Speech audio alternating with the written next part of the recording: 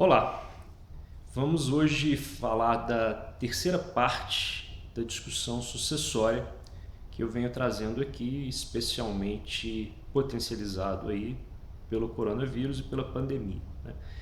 Então, diante de uma situação onde eu consiga prever que eu possa não estar presente para realizar algum ato, como já disse, a gente deveria sempre raciocinar a possibilidade de ter um procurador, né? Um sucessor, alguém que pudesse nos representar numa situação de impossibilidade, viagem ou problema de saúde ou alguma questão técnica que eu não possa estar presente em algum ato. A gente falou sobre procuração por instrumento particular e hoje eu vou pincelar um pouquinho procuração por instrumento público. O próprio nome ele já dá uma indicação da diferença. Instrumento público significa dizer que essa procuração ela foi redigida, ela foi escriturada por um oficial de cartório, um oficial de registro, né? E o que significa ser pública, né? Da mesma forma que o sistema normativo, Brasil, ele cria uma presunção de que as leis que são publicadas nos diários oficiais, nos órgãos de imprensa oficial do governo, ainda que eu, você e o cidadão comum não tenha lido a lei, o Estado presume que todos nós fizemos a leitura e que todos nós tomamos conhecimento daquele fato. Então, um ato público, um ato por instrumento público, cartorial, uma procuração por instrumento público, o que ela traz? O que ela traz para a gente de diferente? Ela traz a presunção de que todas as pessoas dentro do país, todas as pessoas dentro do Brasil, elas tomaram conhecimento, elas fizeram a leitura desse documento que eu redigi em cartório. Por isso ele é público, né? Ele é para que todos tenham a presunção de ciência. Como que eu faço isso, né? Eu preciso de ir a um cartório, um oficial de registro público, e normalmente é denominado cartório de notas. Então esse cartório de notas é que vai redigir essa procuração. Isso depende um pouco da organização do judiciário de cada comarca, de cada cidade, mas via de regra tem um cartório específico com essa função de notas ou um cartório que tenha outras funções, mas que tenha dentro dele essa função também de notas. Você vai comparecer e vai pedir para que seja lavrada uma procuração por instrumento público. A procuração ela pode conter, como eu já expliquei, ela pode conter o ato específico para uma determinada finalidade ou ela pode ser genérica para um determinado prazo. Além disso, ela pode ter uma situação condicionante, né?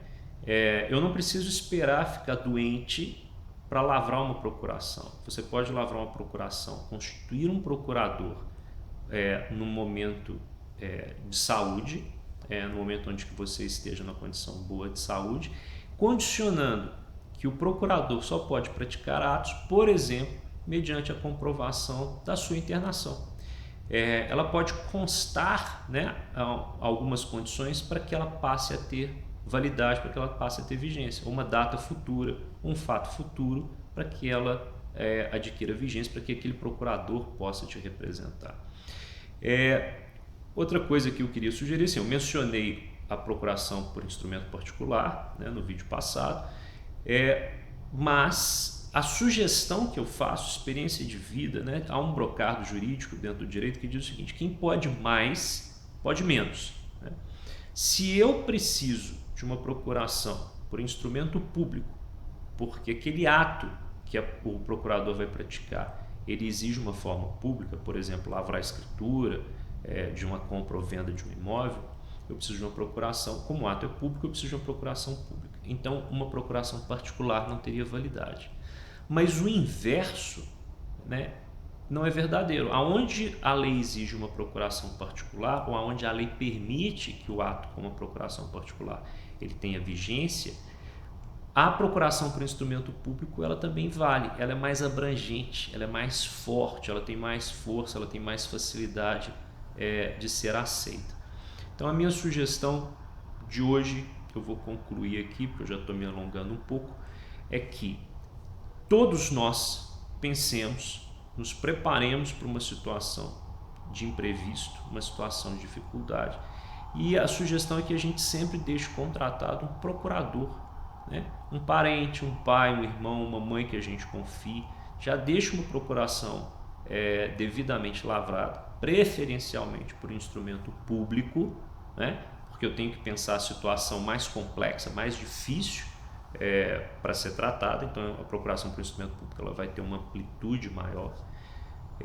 Deixe ela lavrada, pense nas condições para que ela tenha vigência, lavre isso em cartório, entregue para essa pessoa que pode representar, para que em caso de infortúnio, de uma dificuldade, você esteja preparado, você não passe dificuldade pela ausência de um procurador. Então a recomendação é que a gente sempre tenha um procurador contratado, ainda que eu não tenha nenhum imprevisto nesse momento vislumbrado da minha vida. É isso. Um outro ponto que eu queria deixar antes de encerrar é que em várias cidades, em várias comarcas, os cartórios estão teoricamente fechados pela questão da pandemia do coronavírus.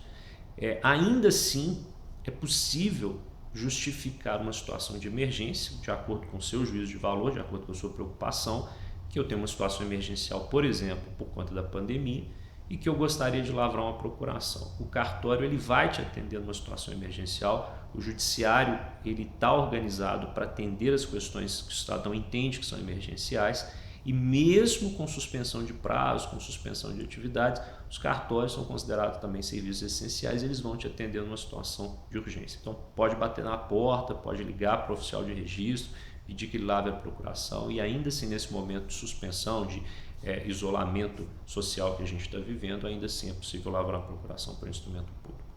Eu sou Frederico Campos, sou graduado em Direito pela Universidade Federal de Minas Gerais, sou pós-graduado em Negociações pela Universidade de Michigan, sou pós-graduado em Direito Contratual pela Universidade de Harvard, sou psicopedagogo, professor. Estamos à disposição para esclarecimentos e dúvidas, podemos ser encontrados no site www.fcampus.com.br.